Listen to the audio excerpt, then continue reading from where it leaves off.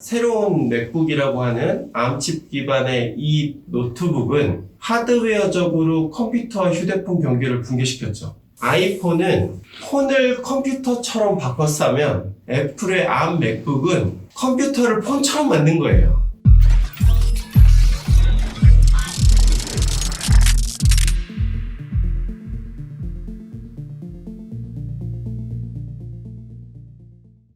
네, 지금부터 그러면 시작하겠습니다. 그 영상을 보시는 분들은 제 옷이 바뀌어 있겠죠?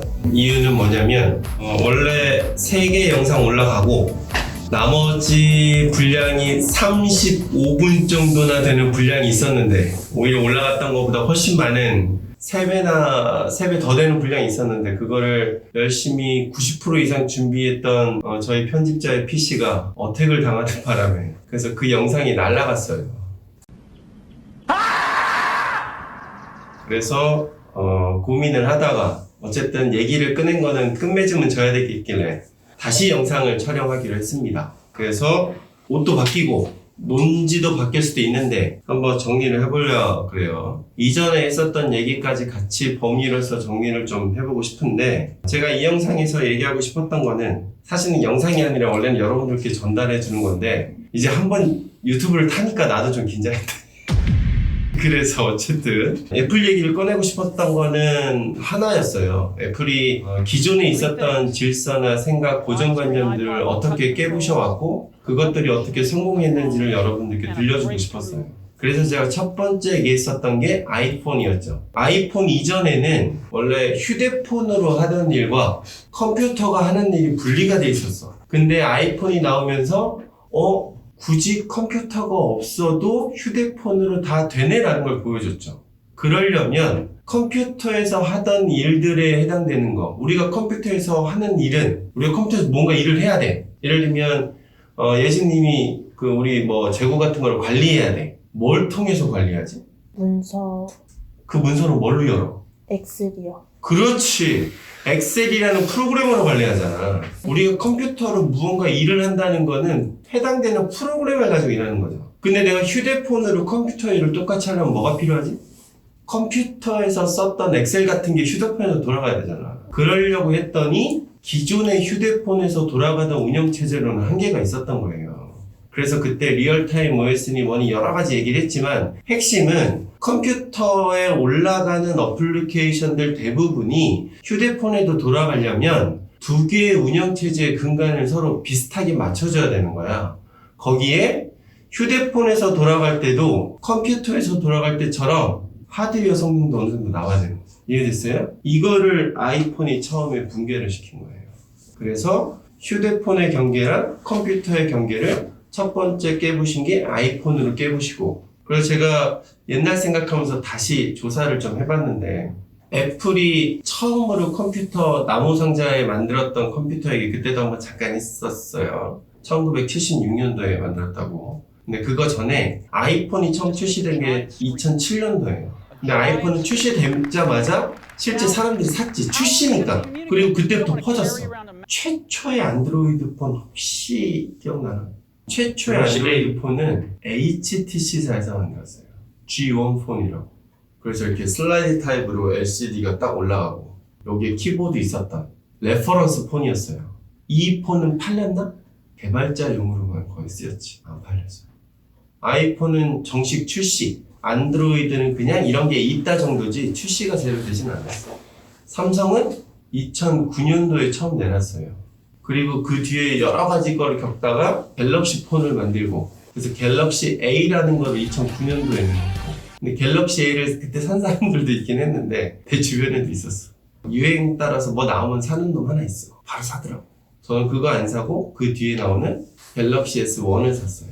그게 2010년. 최초의 아이폰이 전 세계를 휩쓸고 있을 때 2년 뒤에 안드로이드 폰에 그래도 어느 정도 괜찮다고 팔리는 삼성 갤럭시 S1이 나온 거예요. 만약에 지금 생각해봐. 아이폰이 뭔가 신규 모델이 나왔어. 득달같이 조금 있다가 바로 삼성에서 나오지 않나? 그러지 않으면 못 따라잡으니까. 이해돼요? 이 얘기도 좀 이따 할 건데 속도에 대한 문제도 하나 있어요. 어쨌든 아이폰은 기존의 휴대폰이라는 개념과 컴퓨터의 개념을 분리를 시켰고 분리를 시켜서 탄생한 또 다른 분기가 플랫폼이라는 게 있어요. 아이폰 때문에 앱스토어라는 게 생겼죠. 그래서 여러분들도 에어비앤비니 뭐니 플랫폼이라는 단어 이제 듣기 시작했어. 플랫폼의 얘기는 딱 쉽게 말하면 그거잖아. 앱을 잔뜩 뿌려놓고 앱을 쓰는 사람이 많으면 그러면 광고 수익이든 뭐든 할 수 있다는 게 플랫폼이잖아요. 그죠? 요 똑같은 얘기가 1990년대 말에서 2000년도 초반에도 똑같이 있었어요. 그때는 다운로드 수가 아니라 회원수라는 이름으로 얘기를 했지. 포털 사이트들이 그때 막 우후죽순으로 증가를 해요. 예를 들면 이런 것도 있었어요. 제가 처음에 서울 올라왔을 때 입사했던 회사는 웹 에이전시 회사였는데 그 회사는 자동차에 관련된 컨텐츠 사이트를 운영하고 있었어요. 거기에 회원수가 얼마인 거가 그때 투자의 기준이었어요.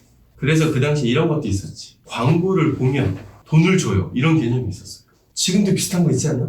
그 슬라이드 어쩌고저쩌고해서 여기서 이거 하면 뭐 돈 주고 뭐 주고 하는 거 있잖아. 우리 아내도 맨날 깔아놓더라고 그거. 그 당시 그 회사는 바로 망했어. 그때도 회원수 몇만이면 투자 얼마, 회원수 몇만이면 투자 얼마 이런 거였어요.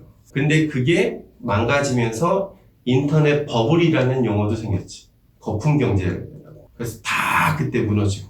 그때는 왜 안 됐고 지금은 됐을까요? 마케팅? 마케팅일 수도 있는데 제 개인적인 생각은 정보를 접근하는 접근성의 문제가 있었어요. 잘 생각해보면 다시 2000년 초반에는 휴대폰과 컴퓨터가 분리되어 있던 시대죠. 우리가 그래서 항상 그 컨텐츠를 소비하거나 접근하려면 어디에 가야 되지? 컴퓨터 앞에 앉아야 되잖아요. 그러니까 잠시만 잊혀지면 나우러브 사이트처럼 그때는 그게 내 삶에 그렇게 막 직접적으로 유효하지 않았다고요. 지금은 어떻지? 여러분들 잘 때 휴대폰 어디다 놔? 머리 옆에요. 그렇지. 1년 365일 24시간 내내 옆에다 두고 살잖아. 정보의 접근성에 끊김이 없어진 거예요. 자주자주 소비하게 되지. 소비가 일어나니까 경제가 일어나는 거예요. 이런 시장을 누가 만들었지? 애플이 만들었죠. 앱스토어가 그때 처음 생겼지. 그래서 플랫폼에 대한 경계도 허물었었고. 그 다음에 세 번째, 요게 이제 사실 얘기하고 싶었던 또 핵심 중에 하나인데, 사실은 애플 얘기를 꺼냈었을 때 꺼내고 싶었던 이유는 애플이 얼마 전에 출시한 컴퓨터 전용 ARM 칩이라고 여러분들 스마트폰 안에 들어가 있는 저전력 CPU를 이제는 컴퓨터에 적용한다고 새로운 칩을 만들었어요. 그리고 그 칩 기반의 새로운 컴퓨터 맥북이나 맥 미니를 출시해서 이게 지금 전 세계의 반향이 엄청나게 크고 있고 이 얘기를 하고 싶었던 거예요. 자, 세 번째 붕괴시킨 건 컴퓨터를 붕괴시켰죠. 애플의 M1 칩이라고 하는 새로운 칩이 있는데 그때 한번 설명했지만 기억나나 한번 확인해 볼까? M1 칩이 기존의 CPU나 기존 컴퓨터에 들어가는 칩들과 뭐가 달랐지? CPU랑 같은 메모리를 공유한다. 그렇지. 그게 무슨 의미예요? 그때 내가 그래서 용어 하나 가르쳐줬는데 그쵸. MP3 플레이어 얘기하면서 SoC라는 말을 알려줬지. 시스템 온 칩이라고 해서 하나의 칩에 하나의 시스템이 다 들어가는 걸 SoC라고 해요. 사실은 8비트 작은 프로세서도 원래는 넓은 의미로 보면 SoC라고 해도 돼. 우리가 컴퓨터 시스템을 얘기할 때 꼭 필요한 게 뭐가 있지? CPU, 메모리, 디스크가 있죠. 이 세 가지가 한 칩에 들어가 있는 게 우리가 쓰는 8비트나 16비트, 32비트 펌웨어로 우리가 요즘 구동시키는 작은 칩들은 이렇게 돼 있잖아. CPU도 있고, 메모리에 해당되는 SRAM도 있고, 디스크에 해당되는 플래시도 원칩에 있잖아. 이건 넓은 의미의 SoC인데, 여기서 말하는 시스템은 실제 응용적인 것도 생각하는 거야. 그때 예를 든 게 MP3 플레이어였죠. MP3 플레이어를 만들려면 당연히 CPU가 있어야 되는데 옛날에 나왔던 아예 전용 MP3 플레이어는 당연히 값을 낮춰야 되니까 이 칩 자체가 작은 데다가 작고 값이 싸니까 MP3라고 인코딩 되어 있는 이 파일을 핸들링할 능력이 없는 거예요. 자, 그럼 우리가 MP3 파일을 SD카드에 복사를 해. 그리고 이 SD카드를 이 CPU에 연결을 해서 컴퓨터는 이걸 바로 해석할 수 있는데 이 CPU는 그게 안 되네? 그래서 어떻게 하느냐? 얘가 소프트웨어적으로 해석을 못하니까 전용 하드웨어 칩을 옆에 붙이는 거예요. 그래서 MP3 디코더라는 칩이 있어. 인코딩 돼 있으니까 풀려면 디코딩을 해야 되잖아. MP3 디코더라는 칩을 하나 옆에 붙이면 돼요. 우리가 R집 같은 짚으로 압축된 파일을 쓰려면 짚을 풀어야 되지. MP3로 인코딩 되어 있는 거를 우리가 음악을 들으려면 MP3 인코딩을 풀어야 되죠. MP3 인코딩을 풀면 바로 귀로 들을 수 있나? 바로 들을 수 있나? 둘 다. 왜 남 얘기처럼, 나 아니겠죠. 서로 밀어내. 빨리 얘기해봐. 아니죠. 왜 아니지? 변환해줘야 되는 거. 왜? 디지털이니까 아날로그로 보내지. 귀는 파형을 듣는 거예요. 공기의 파형을. 사인파로 가야 된다는 거지. 이게 아날로그예요. 디지털은 요 아날로그 이 파형을 잘게 쪼개고 이렇게 쪼개면 샘플링이라고 직사각형 모양이 나오잖아. 직사각형으로 소리가 안 들려. 그럼 이걸 사인파로 만들어줘야 돼. 그 만들어주기 위한 또 칩이 있어요. 디지털을 아날로그로 컨버팅 해주는 거. 내가 지금 이렇게 얘기할 때, 아까 이제 마이크가 좀 잘 돼야 된다고, 마이크를 앞에다 놓고 막 이런 얘기도 했었잖아. 근데 그 마이크는 아날로그를 디지털로 바꾸는 장비인 거예요. 내가 떠들면 여기 있는 회의실은 들을 수 있는데, 1km 밖에 있는 사람은 내 목소리를 못 듣잖아. 근데 1km까지 이 케이블 전원선을 연결할 수 있잖아. 그 전원선에 내 얘기를 담으려면, 아날로그를 디지털로 일단 바꿔야 돼. 그게 마이크예요. 근데 우리 귀로 듣는 건 반대인 거지. 이렇게 디지털로 되어 있는 걸 사인파 아날로그로 바꾸는 디지털 아날로그 컨버터라는 칩을 박아요. 그 다음에 스피커를 꽂으면 그 다음에 소리가 들려. 그러면 MP3 플레이어를 구현하려면 CPU 있죠? SD카드 있지? 그 다음 그 옆에 MP3 디코더 있지? 그 다음 DAC 컨버터 있죠? 요거를 딱 납땜으로 이거 다 할 수 있어요. 예전에 이거를 CF카드로 한번 2000년대 초반에 해본 적이 있는데, CF카드는 거의 머리털 수준 납땜을 해야 돼서 이건 되게 어려웠지만, SD카드는 몇 필 안 되잖아. 대학생들이 한 달 배워서 이거 그때 만들던 시절이 있었어. 그럼 MP3 플레이어를 하려면 최소한 칩이 3가지가 필요하지. SD카드 빼더라도. CPU, MP3 디코더, DA 컨버터. 요거를 원칩으로 하면 MP3라고 하는 시스템이 한 칩에 들어가는 거죠. 이런 걸 SOC라고 해요. 근데 이런 SOC는 컴퓨터에 쓰기보다는 MP3 플레이어, 프린터, 네트워크 이렇게 어떤 특정 장비 용도로 만드는 거야. 그렇게 최적화를 시키는 거죠. 그죠? 근데 컴퓨터는 그럴 수가 없었어요, 이제까지. 왜? 컴퓨터를 좀 넓은 의미로 범용 시스템이라고 해요. 내가 여기 컴퓨터 노트북이 하나 있어. 만약에 강의하는 용도로 쓰면 이 컴퓨터를 내가 강의하는 용도로 쓸 수 있잖아. 근데 나 혼자 있을 때 내가 영화를 볼 수도 있죠. 게임을 할 수도 있고 개발을 할 수도 있잖아. 이동안에 하드웨어 노트북은 바뀌고 있나? 하드웨어는 안 바뀌는데 내가 어떤 용도로 이걸 쓰느냐에 따라 용도가 자꾸 바뀌지. 네. 근데 예를 들어서 우리 저쪽에 프린터 하나 있잖아, 복합기. 그러면 내가 이제 요즘 뭐 혼술을 한다고 치고 간에 하죠. 근데 혼술을 하니까 배꼽 주변 상위 5cm, 하위 5cm 부분에 점점점 띠가 부채화되고 있어요. 튜브처럼. 나중엔 이게 점점점 커져서 날개가 될 것 같아. 난 아마 우화등선처럼 나는 날 수도 있을 것 같아, 이게. 근데 그 꼴을 우리 아내가 못 보겠나 봐요. 그럼 이거 운동을 해서 빼야 되잖아. 프린터 복합기 보니까 무거워. 그럼 이거 옆뒤로 내가 쓰려고 이거 사는 사람 있나? 여기서 말하는 시스템은 이렇게 용도가 정해져 있는 거. 우리가 프린터를 살 때는 인쇄하는 용도로만 쓰지, 그거를 엽기하는 용도로 쓰진 않잖아요. 이런 시스템을 조금 다른 용어로 인베디드 시스템이라고도 해요. 근데 우리가 쓰는 컴퓨터는 이거의 반대말, 제너럴 퍼포스 시스템이라고 해서 범용 시스템이라고 그래요. 범용 시스템은 이거를 어떤 사람이 어떤 용도로 쓸지 모르잖아. 지능과 노트북을 살 때 과연 어떤 용도로 쓸지 우리는 생각할 수 없잖아. 그죠? 어떤 용도로 쓸지 모르잖아, 그지?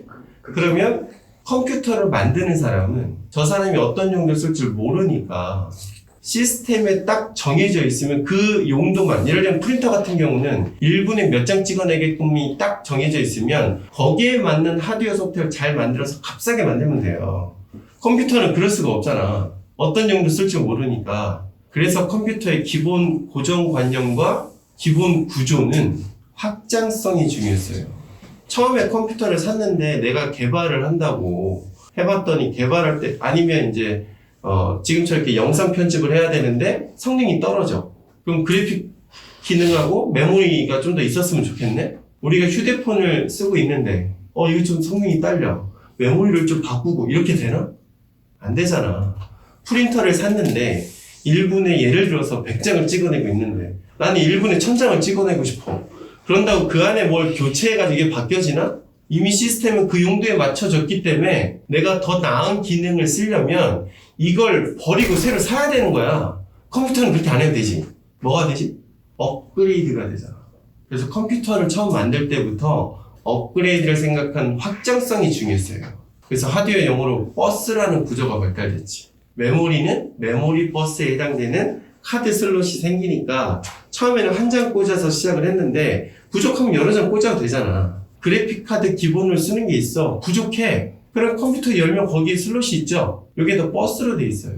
버스는 선 하나에 여러 개 이렇게 달랑달랑 거리는 거예요. 예를 들어서 우리가 그 추리 같은 거 할 때 추리에 이렇게 보면 LED가 이렇게 달려있죠. 이런 게 버스 구조예요. 요 전선은 같이 공유하는데 LED를 내가 필요한 만큼만 붙이면 되잖아. 요런 게 버스 구조야. 확장하기가 편하잖아. 그래서 컴퓨터에는 반드시 USB라고 하는 유니버셜 시리얼 버스가 있는 거예요. 이해됐어요? 이걸 애플이 붕괴시키고 뒤집은 거예요. 애플은 얼마 전부터 노트북을 살 때 아예 내가 메모리 얼마짜리 살 건지 미리 지정해야 돼요. 그렇다는 얘기는 메모리 업그레이드가 안 되지. 디스크는 할 수 있어. 여러 가지 방법으로. 어쨌든 메모리나 이런 건 안 돼. 그래픽 사양도 정해진 대로만 쓰게끔 만든 거예요. 그런 세월이 오래되어 있었었는데 그 와중에 뭐가 또 이슈였느냐? 아까 GPU 얘기를 했는데 CPU는 CPU가 사용하고 있는 메모리 영역이 있고 얘가 부족하니까 GPU라는 게 있는데 GPU도 자기가 쓰는 메모리 영역이 따로 있거든요. 근데 CPU에서 사용하고 있었던 내용을 GPU에서 던지고 GPU도 자기 메모리에서 뭘 작업했던 내용을 다시 CPU에 이걸 보고하거나 리포팅하거나 전달하려면 여기 있던 메모리를 여기다 보내줘야 되잖아. 그러면 그냥 바로 가는 게 아니라 이 버스 구조를 하나씩 거쳐야 되는 거예요. 이럴 때 시간이 오래 걸렸는데 애플은 이 생각을 너무나 당연시 여겼다는 이 생각을 그냥 뭉개버린 거지. 자, 메모리 하나 주고 여기서 CPU 쓰고 여기서 GPU 쓰고 이렇게 한 거예요. 주고받을 때 시간이 들어가나? 거의 안 들어가지. 칩은 그러니까 컴퓨터의 보드 자체는 작아지는데 전력도 낮아지는데 성능은 자꾸 올라가네? 말이 안 되잖아요. 그죠? 이런 걸 만든 게 애플의 M1. 그럼 애플의 M1이라는 칩이 이 기존의 CPU의 구조, 컴퓨터에 들어가는 칩은 이랬고 일반적인 어떤 인베디드 시스템이나 일반적으로 우리가 시스템이라고 SoC라고 얘기했던 시스템은 이랬는데 이걸 왜 구분하지? 이렇게 생각한 거예요. 이렇게 할 수 있었던 이유가 저는 딱 두 가지가 있다고 생각합니다. 그때도 얘기했었어요. 두 가지 뭐였지? 그럼 이런 생각을 안 해봤을까? 다른 사람은? 오로지 애플만 하나? 사실 다른 사람도 해봤을 거예요. 나도 해봤지. 저는 오히려 운영체제를 칩으로 만들 수 있다는 얘기를 10년 전부터 떠들고 있고 지금도 믿고 있어요. 운영체제가 칩으로 나와봐. 잘 생각해봐요. 지금은 CPU랑 운영체제가 분리되어 있잖아. 근데 이게 합쳐진 거야. 운영체제가 칩이면 CPU 칩하고 합칠 수 있을 거 아니야. 그죠? 여러분들이 용산 같은 데 가가지고 CPU 따로 사고 윈도우 따로 사고 이게 아니라 윈도우 CPU 하나 주세요 하는 거예요. 그럼 그거를 컴퓨터에 박어. 운영체제 설치 끝. 그렇지 않아요? 근데 여기서 또 달라지는 게 있지. 운영체제라는 소프트웨어랑 CPU라는 하드웨어가 서로 통신할 때 생기는 딜레이 같은 시간 차가 있을 거잖아요. 그게 칩으로 돼 있네? 속도가 어떻게 될까? 제 생각에는 몇십 배 빨라질 것 같아. 그잖아. 그죠? 이런 상상은 할 수 있어. 좀만 생각을 하게 되면. 근데 상상한다고 다 되는 건 아니잖아요. 근데 애플은 상상했던 걸 해왔어. 사실은 이제 요 두 가지 얘기를 하기 전에 애플의 진짜 대단한 점으로 제가 지난번에 한번 얘기했던 거는 애플이 아이폰으로 대성공을 펼쳤죠? 삼성이 그래서 따라잡아가지고 2년 만에 간신히 따라잡아서 안드로이드 폰 갤럭시 시리즈 브랜드를 내놓고 이제 따라잡았죠. 갤럭시 제품 군이 몇 개인지 알아? 지금 한 3개 정도 되셨네요. 처음에 갤럭시 A가 있었죠. 그 다음에 S가 있지. 지금 대충 아까 혹시 내가 몇 개 아는데 그래서 찾아보니까 적어도 4-5개 이상 있더라고. 보급폰이 뭐 다 해서. 보통 이런 큰 기업들은 이렇게 대규모 투자를 할 때 하나에 몰빵하지 않아요. 당연할 거 아니야. 왜?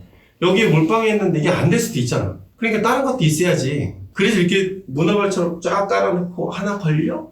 이렇게 하는 거예요. 애플 그랬나? 애플은 안 그랬어요. 아이폰 하나에 몰빵했지. 그나마 스티브 잡스가 가신 다음에나 보급폰과 이렇게 구분돼서 두 가지 종류가 나온 거지 스티브 잡스는 두 가지 폰 만드는 거 절대 싫어했어요. 오로지 하나. 근데 그 하나도 기존에 mp3 플레이어 아이팟하고 아이폰 이렇게 있었는데 생산할 때 앞부분은 공유를 하다가 뒤로 가는 거예요. 그럼 이익 자체는 어떻게 될까? 극대화되는 거지. 실패하면 다 죽는 건데 성공하면 되게 좋은 거죠. 왜냐면 그 안에 올라가는 칩도 자기네가 만들어. 하드웨어 다 만들어. 운영체제도 직접 다 만들어. 환경도 다 있네? 돈 들어가는 게 없어. 근데 삼성 같은 경우 잘 생각해봐요. 칩은 자기네 칩을 이제는 쓰고 있는데 안드로이드는 구글 거죠. 물론 라이센스가 있는 건 아니지만 ICT 인증받고 그 다음에 구글의 마켓이나 아니면 유튜브는 구글 거니까 또 계약 체결해서 또 돈을 지불해야 될 거 아니에요. 이런저런 식으로 빼가면 실제 라이센스 피가 되게 많을 거야. 다르지 두 회사는. 그렇지 않아요? 만약에 망할 수도 있는데 오로지 하나에 몰빵하는 거예요. 근거 없는 자신감일 수도 있지만 보통 이럴 때에는 우리 포카 같은 거 쳐볼 때 사실 이런 게 나오는데 내가 포카 같은 거 이렇게 치다 보면 쫄리면 뒤지시던가 뭐 이런 용어 있잖아요. 쫄리면 뒤지시던지. 보통 안 쫄리는 경우는 내가 좀 많은 돈이 있을 때 이 정도 뭐 할 수도 있지. 그죠? 제품일 때 한 제품 몰빵할 수 있는 근거는 기술력이 확실하니까. CPU, GPU, 메모리도 공유하고 거기다 메모리를 넣어서 칩을 하나 만들었는데 사실은 칩처럼 보이지만 그게 마더보드인 거예요. 그렇게 만들 수 있었던 이유는 절대적인 자신감이 있는 거지. 컴퓨터 업계에서 CPU를 하나 바꾸면 제일 먼저 걸리는 문제가 운영체제 문제예요. 일단 성능 다 빼고 예를 들어서 윈도우즈 같은 거 생각해 봅시다. 윈도우즈에 목매달고 윈도우즈 노트북으로 장사했던 기존의 업체들은 자기네가 새로운 칩 정할 수 없어요. 마이크로소프트가 지원해주지 않으면 절대 할 수 없거든요. 그래서 스마트폰에 들어가는 저전력 암칩 가지고 윈도우 노트북을 만드는 회사들은 대만에 몇 군데 있는데 그 회사들은 100% 퀄컴 칩만 씁니다. 왜? 마이크로소프트가 퀄컴 칩 뺐다만 그 윈도우를 코팅해주고 있거든. 이렇게 종속적인 거지. 그러니까 기다리는 거야. 마이크로소프트가 어떻게 할지, 뭐 어떻게 할지. 뭘 생각할 수가 없는 거예요. 근데 애플은 지네가 다 갖고 있잖아. 다 갖고 있는 거에 그치지 않고 절대적인 자신감도 있는 거예요. 우리가 만들어냈을 때 만약에 성능이나 이런 게 떨어졌으면 내놓을 수도 없었을 텐데 왜냐면 제품 나오면 제일 먼저 하는 게 뭔지 알아요? 커뮤니티 단에서 이 제품 사다가 제일 먼저 성능 배치 돌려. 어떤 애 돌렸을 때 얼마 성능. 그래서 맨날 수치 정보 나와요. 출시되자마자. 그러면 자기네도 당연히 다 찍어보고 자신감이 있으니까 내놓는 거 아니야. 애플이 이렇게 새로운 시도로 아예 CPU 자체를 바꾸는 큰 일을 도모했을 때에는 넘사벽에 가까운 원천 기술의 절대적인 기술력이 있어서 그런 거예요. 근데 그 기술력이라는 게 하드웨어나 소프트웨어에 국한되지 않아요. 애플이라는 회사는 전자제품 회사인 것 같지만 사실은 소프트웨어로 무장한 하드웨어 기업이에요. 비슷한 예를 들어줄게. 페이스북이죠. 페이스북은 소프트웨어 기업이지? 아니에요. 페이스북 지금 전 세계 사용자 수가 몇 명? 전 세계 인구가 몇 명인지는 알아? 몇 명이지? 70억이 조금 안 될 거예요. 근데 그 중에 페이스북 사용자 수는 전 세계 얼마? 내가 올해 수치까지는 잘 모르겠어. 근데 작년 수치까지는 30억은 안 됐고 20억이 넘어요. 자, 거기에 또 하나 알려줄게. 중국은 정부에서 페이스북을 막고 있어요. 그런데도 전 세계 3명 중에 1명은 페이스북을 쓰는 거야. 대단하지 않습니까? 그 사람들이 좋아요 한 번만 누르면 이 로그 데이터를 디스크에 저장해야 되잖아. 하루에 저장되는 이 로그 데이터만 얼마겠어? 비교가 안 되겠죠? 그래서 페이스북은 하드웨어로 무장한 소프트웨어 기업이에요. 페이스북이 돌아가는, 서비스가 돌아가는 컴퓨터를 페이스북이 직접 만들어요. 근데 그 컴퓨터는 우린 다 알고 있는 서버라는 컴퓨터일 거 아니야. 그죠? 그럼 이 서버라는 컴퓨터는 보통 데이터 센터라고 하는 통신도 잘 되고 전원도 잘 되는 아주 특수한 건물에다가 이 서버라는 걸 넣어. 페이스북은 이 건물도 자기네가 직접 설계해서 져요. 이미 13개를 갖고 있어요. 면적도 어마어마하겠지? 페이스북은 하드웨어로 무장한 소프트웨어 기업인 거예요. 성공하는 기업들이나 이끄는 기업들은 하드웨어, 소프트웨어 구분짓지 않습니다. 마이크로소프트는 거기도 하드웨어를 만들지. 그죠? 얼마 전에 발표 나왔죠? 정확하게 MS 소식은 아니어서 나도 긴가민가 했는데 지난주부터 마이크로소프트도 암칩 만든다는 얘기가 나왔어요. 아마존 소프트웨어 회사잖아. 우리가 알고 있기로는. 아마존 로봇 혹시 봤어요?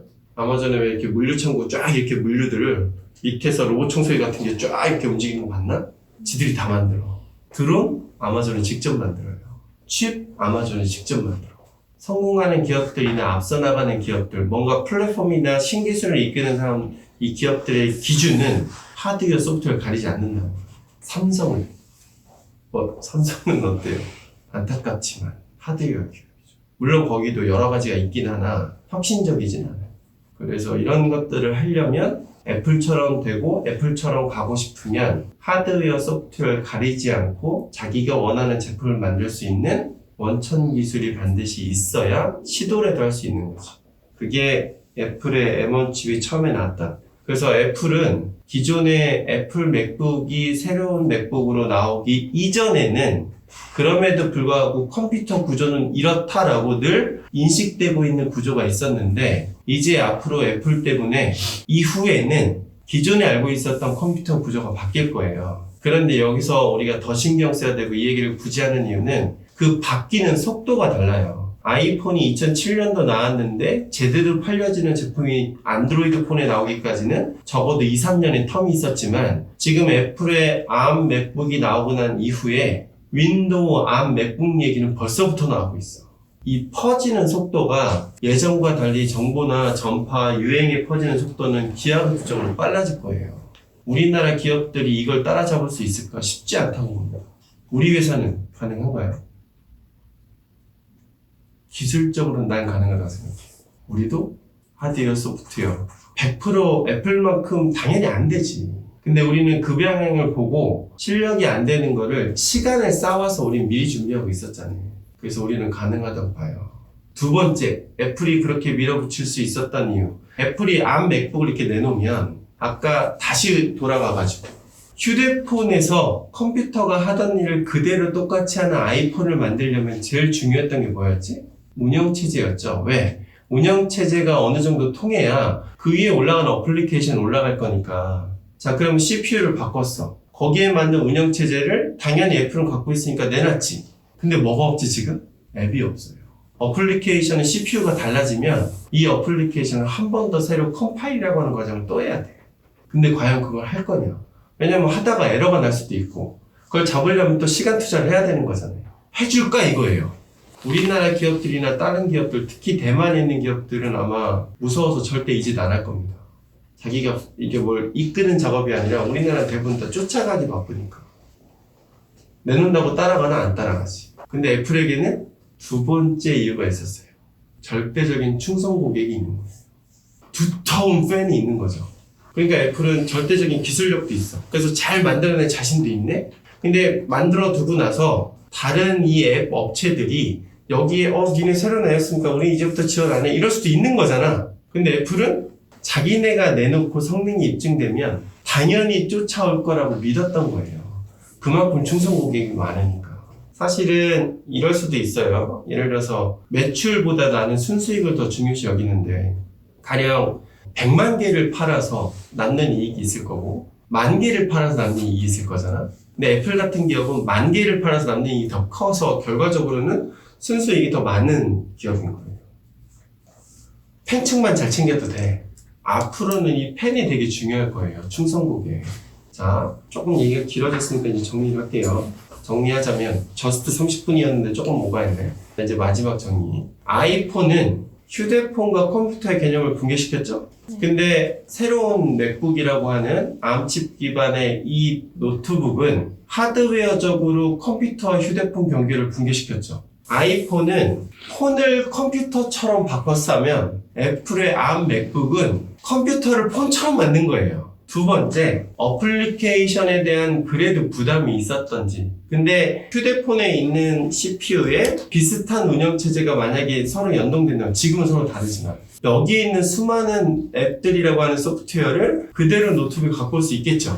애플의 아이폰은 컴퓨터에 있는 것들을 어떻게 하면 휴대폰을 많이 넘겨올까 생각을 했는데 애플의 새로운 맥 컴퓨터는 그것도 허물자 이거예요. 휴대폰에서 써도 되고 컴퓨터에서 써도 되고 이것들에 대한 차이가 없으니까 이런 시대를 예전에 예견했던 사람이 유비쿼터스라는 말을 쓴 적이 있었어요. 유비쿼터스라는 말은 언제 어디서나 뭐 이런 어디 주변에 다 있다는 뜻이에요. 그래서 예전에 클라우드 컴퓨팅이 유행하기 전에 유비쿼터스 컴퓨팅이라는 게 유행했던 적이 있는데 유비쿼터스 컴퓨팅의 용어의 핵심은 내가 컴퓨터를 쓰려면 내가 컴퓨터 앞에 앉아야 되잖아. 근데 유비쿼터스 컴퓨팅 시대는 내가 컴퓨터로 가는 게 아니라 컴퓨터가 나한테 오는 거예요. 톰 크루즈나 아니면 뭐 마이너리티 리포트도 그렇고 이제 SF 영화 같은 거 특히 아이언맨 자비스나 이런 거 생각해봐. 내가 앉아서 이거 안 하잖아. 이렇게 하면 컴퓨터가 오잖아. 이런 걸로 가고 있는 게 애플이지 않나? 굳이 휴대폰, 컴퓨터 이런 걸 구분을 안 하는 거예요. 나중에는 저는 개인적으로 운영체제까지 다 통합될 거라고 봐요. 그러면 애플의 경쟁사들은 어떻게 해야 되지? 다른 경쟁사들도 폰과 컴퓨터의 경계를 허물 수 있어야 되는데 여기서 윈도우즈는 이걸 허물 수 있을까 싶은 생각이 드는 거죠.